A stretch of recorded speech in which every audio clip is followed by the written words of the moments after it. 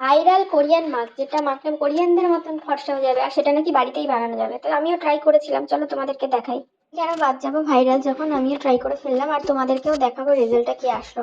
তো হলুদটাকে নিয়ে ভালো করে রোস্ট করতে হবে ব্রাউন কালার আসা পর্যন্ত। খুব সুন্দর রোস্ট করে নিয়ে তারপরে আলাদা একটি পাত্রের মধ্যে নামিয়ে নিলাম।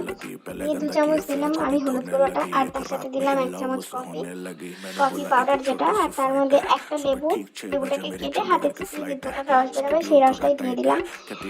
ভালো করে চিপে নিয়ে এবং তার মধ্যে দেবো 2 চামচের মতন দিলাম হচ্ছে তোমার দই, টক দই, আর সঙ্গে দিলাম একটু কাঁচা দুধ। দিয়ে খুব সুন্দর ভালো করে একটা প্যাক বানিয়ে নিলাম। প্যাকটা বানিয়ে নিয়ে হাতে লাগিয়ে নিলাম।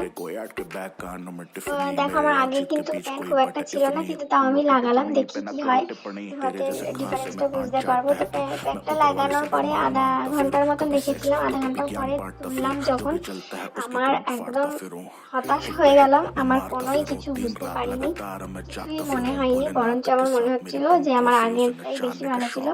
খালি তখন মনে হচ্ছিল সরস্বতী পুজোর সময় হলুদ মাখা হয়, সেই হলুদের মতন যে কালারটা, সেই কালারটাই আসছে, ব্যাস আর কিছুই না। কিন্তু এটা একদমই কাজের না, একদমই উপকারী না।